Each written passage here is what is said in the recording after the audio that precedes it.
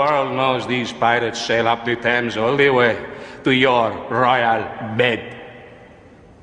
Yeah, wouldn't say that. Definitely didn't say that. Don't say that. Hi, I'm Dr. Joanne Paul. I'm a historian and the author of The House of Dudley, and I'm here to break down some clips from Tudor film and TV shows.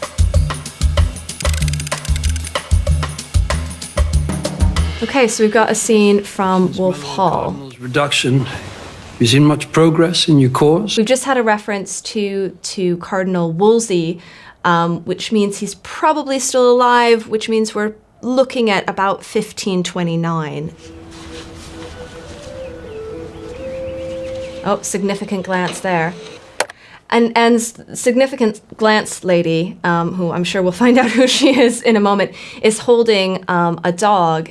Anne Boleyn did have a dog whose name was Pourquoi, which was probably an anglicization of the French word pourquoi, because he had a very sort of quizzical look on his face, as if he was always asking why. It's very tragic, actually. He ends up either falling or being thrown out a window. And Anne, apparently, they're scared to tell Anne because she's so devastated. Who wouldn't be?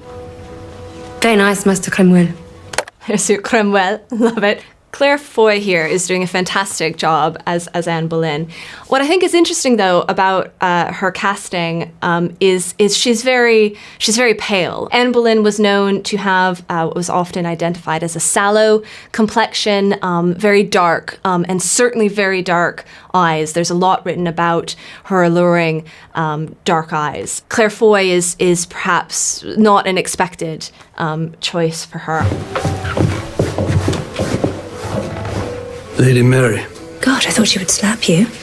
Yes, so it is Lady Mary Boleyn, who is often presented as blonde, even though we didn't know what she looked like. They say she and the king still haven't. It's true. Okay, so this is the idea that Anne Boleyn and Henry VIII don't do the deed until late 1532 when they are in Calais. There's nothing contemporary to support that idea. This idea, though, that it's Anne that tempts but then withholds is something that comes much, much later, but we always see it in representations of Anne Boleyn. Maybe there will be a representation of Anne at some point that doesn't do that. That would be great. She lets him pull down her shift and kiss her breasts. Good man. Okay, that's actually from a letter from 1528 when Henry talks about missing Anne and especially at night wishing he could kiss her duckies, which is a Tudor word for breasts. So that is actually substantiated by the sources.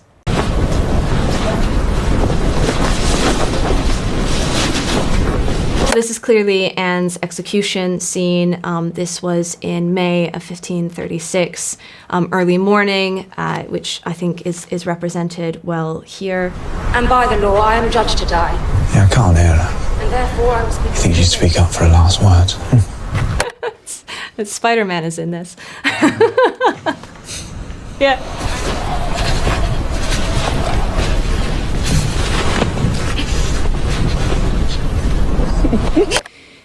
So we have the accounts of her execution that her ladies, those around her, are removing the headdress from her and putting a cap on her that holds her hair during the execution. Most representations of the death of Anne Boleyn, she doesn't wear a blindfold, but it is in one of the sources. And I think this scene really captures the terror. Anne wouldn't have been very close to these ladies either. They weren't the ladies who had served her as queen. Many were often assigned to her and would have been assigned to her in her imprisonment.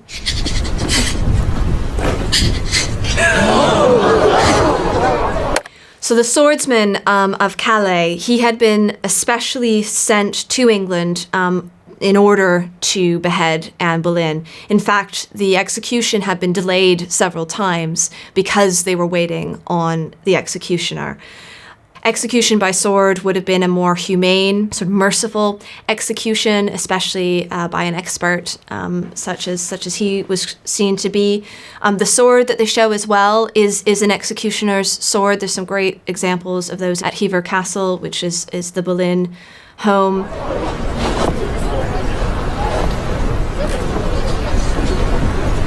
He's creeping around her, and if they're going according to the sources, in a second he's going to call for his servant to distract her. Again, that is from the reports of the execution that we have.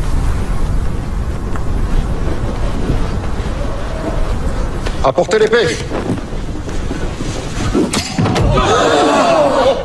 We do not want men to handle her. It's a little late for that. So Anne's execution, her head is off in one stroke. The joke, I think that's meant to be Frances Bryan based on the eye patch. The joke is, of course, she was executed for adultery. There is no evidence that she did ever commit adultery. It was a political murder in many ways.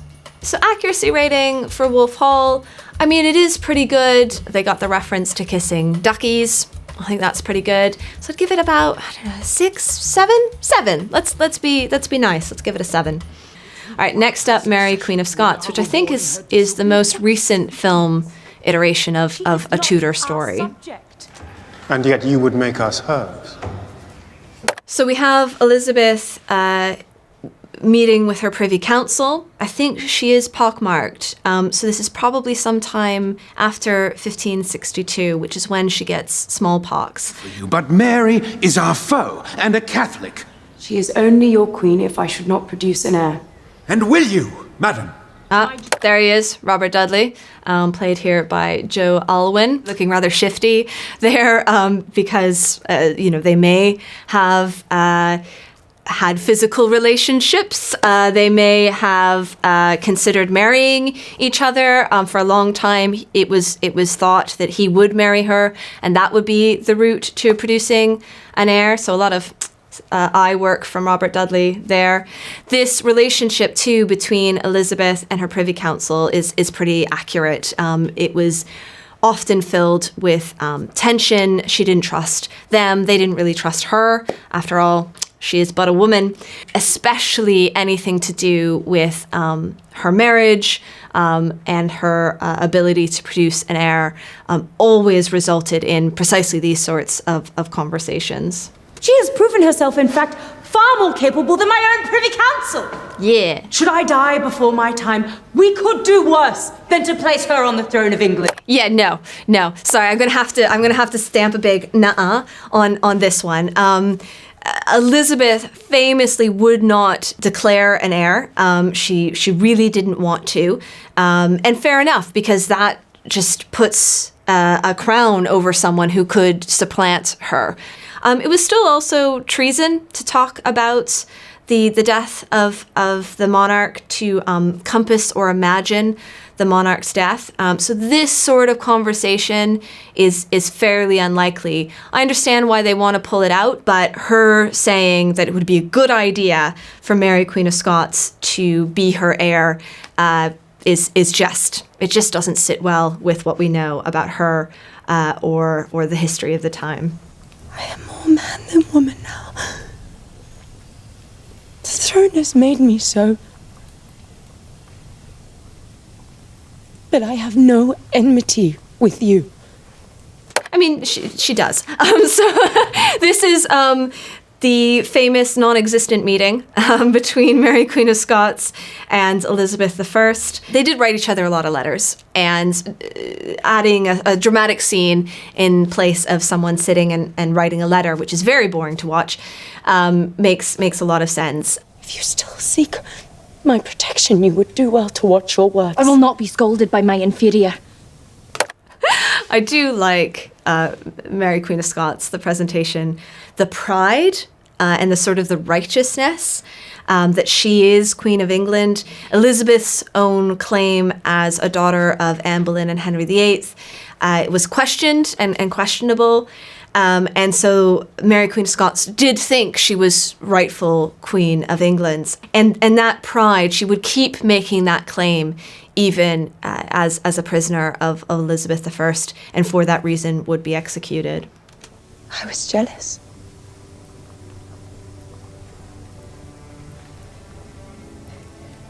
Your beauty. Your bravery. Your motherhood. Elizabeth definitely did get jealous of people in her court, may have been jealous of the representations of Mary Queen of Scots. Whether she was jealous of motherhood, I think I remember in this film too, there's a scene where she sort of puts something under her dress or over her dress and looks at the shadow of her being pregnant. That's maybe a bit too far. If she had wanted to have children, she could have married and had children. It very much seems her choice not to. And so her having this deprived maternal instinct doesn't seem to square so well. Accuracy rating for Mary Queen of Scots. I think they represent really well the sort of the character of each of the queens and their motivations. However, of course, the meeting never happened. I don't think. I think they show Elizabeth being more sympathetic to Mary Queen of Scots, especially as an heir, than would have been the case. I'll give it about a 5.5. All right, the Tudors. Here we go.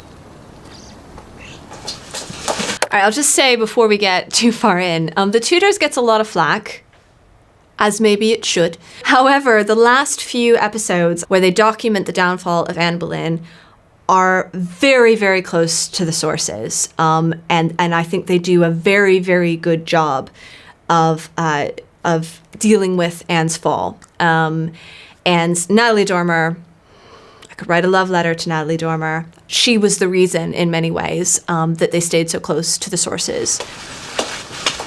Henry, please. We have a very dark-haired Henry here. Obviously was a redhead. He was also very, very tall. He was about 6 foot, which meant he towered over people in the 16th century who were much, much shorter than that. We lack that here with Jonathan Rhys-Meyers, that sense of his huge presence. Henry, please. For the love you bear our child. All right, so there's little Elizabeth, who would have been 2.5 at this point. This is probably in spring 1536. It's clearly right before Anne's fall. This almost certainly never happened. Elizabeth was at Hatfield. She had her own household. And Henry was very famous for sort of riding off and leaving discarded wives behind him. There is, however, a copy of a letter that more or less follows the same sort of structure of this conversation. She brings up Elizabeth. She swears she was always good to him. They are making an effort to represent the sources. All right, this clip from the Tudors, the accuracy on it, they are trying. There is this letter, and I think it represents the desperation of Anne at this point and the coldness of Henry. So I'll give it a 6. If you only ever watch 3 episodes of the Tudors, and maybe you should watch those 3 at the end of season 2 for the downfall of Anne Boleyn. I think it's really well done. Elizabeth: The Golden Age, which is the second of the 2 films. The Enterprise. Forgive me, Majesty, I'm not 2 armies landing on the... All right, already we've got Elizabeth walking really, really fast and men trying to keep up with her, which is great, and is pretty accurate. Elizabeth liked walking, and she liked walking fast. And so this idea that she would have a conference with an ambassador while walking really, really fast, I think is pretty spot on. Mary Stuart is to be set free and placed on the English throne, and I am to be assassinated. Does any of this sound familiar? They're combining a couple different plots. Possibly the Throckmorton plot is here, but we're also thinking about the Spanish Armada and the invasion. They're combining a few things in what she's talking about here with the enterprise of England. It is my country that is under attack. Your so-called piratas, your pirates attack our merchant ships daily, and you think we don't know where the orders come from? true. English pirates were attacking Spanish ships fairly regularly. It was this sort of not warfare that England was waging against the Spanish. The whole world knows these pirates sail up the Thames all the way to your royal bed. Yeah, wouldn't say that. Definitely didn't say that. Don't say that. They've essentially replaced Robert Dudley with Walter Raleigh in this film, but Robert was extremely important at this time in the 1580s. He had been sent to fight the Spanish in the Netherlands during the Dutch Revolt, so he had been angering the Spanish quite a bit, and of course was rumored to be a paramour, a lover of Elizabeth I. So that's where I think they're combining Raleigh and Dudley in this, and that's the sort of slant of Mendoza's accusation. Don't peeve off Cate Blanchett. Don't do it. You will leave my presence, sir. Yeah. Go back to your rat hole. Spain is a very nice place. I have a hurricane in me that will strip Spain bare if you dare to try me! Yes! I love Cate Blanchett as Elizabeth. Fantastic. Also, I think a reference to the fact that it is the wind which essentially destroys the Spanish Armada and forces them away from England. She never said anything like that, but I don't care. It's awesome, and can we watch it again? But I've got to knock them down for getting rid of Robert Dudley. That's a big no-no in my books. So I'll give it a 5. No, I like Cate Blanchett. I'll give it a 5.6. Shakespeare in Love.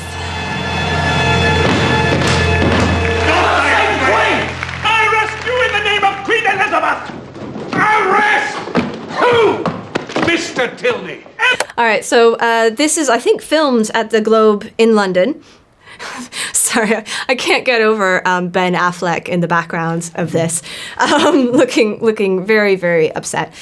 This is at the end of a performance of Romeo and Juliet. Romeo and Juliet was a play probably written in the early 1590s, maybe late 1580s, so certainly of Elizabeth's period. This, I think, is going to be Sir Edmund Tilney. I'll just play a little bit. That woman is a woman!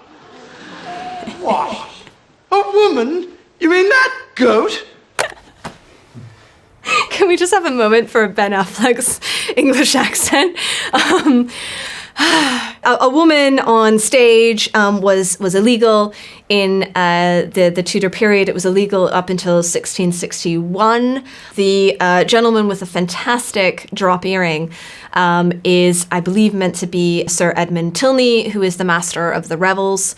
Well, it was originally his job to put on court performances. Master of the revels, he was supposed to create revelry. But he takes the job and turns it more into censorship. And he certainly censored some of Shakespeare's plays, the deposition scene in Richard II, for instance. And so here he's stormed the stage in order to arrest everyone, apparently, because there is a genuine woman on stage. I'll see you all in clink!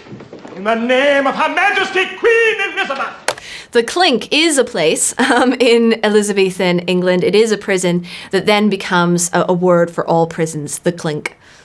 Mr. Tilney!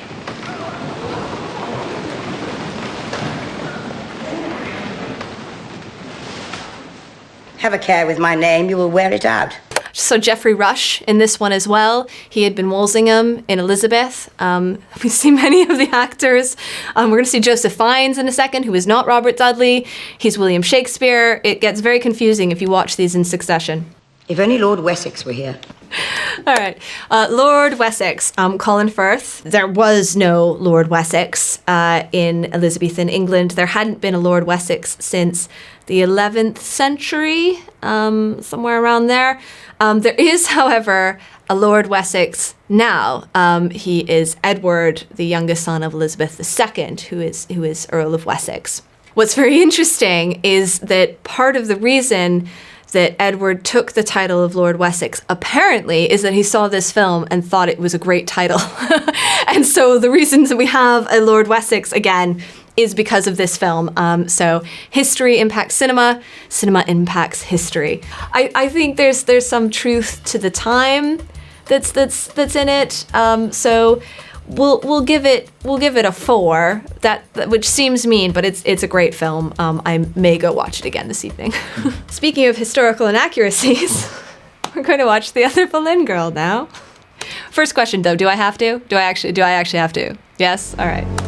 Soon the truth will be out, and I cannot bear children. You will have me burned as a witch.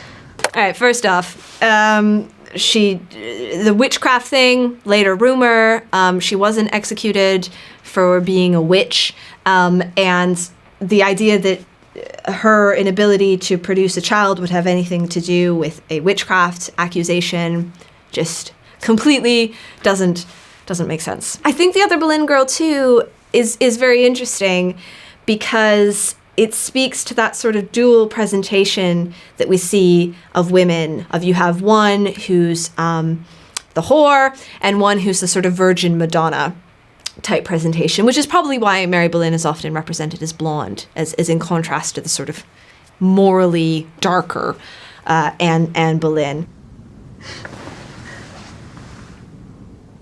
Must I spell it out? Okay, another moment for hilarious English accents. Natalie Portman. But lying with another man would be treason. True.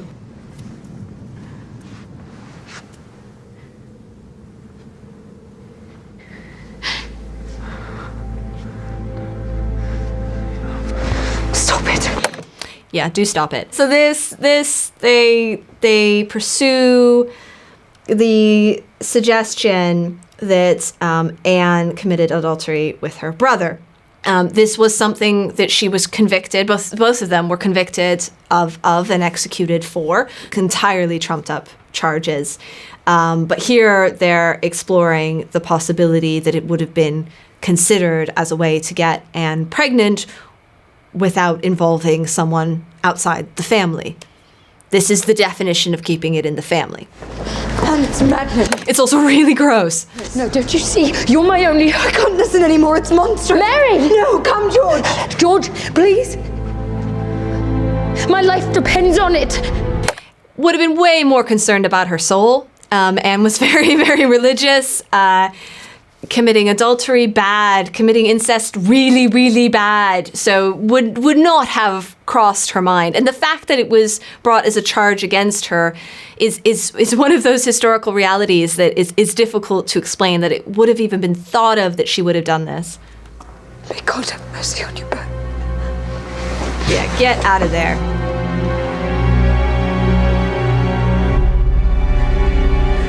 All right, we've got Juno Temple playing Jane Parker here. Jane Parker, George Boleyn's wife, has often been thought of as someone who reported on Anne and George, that she's the reason that people thought that they were committing incest.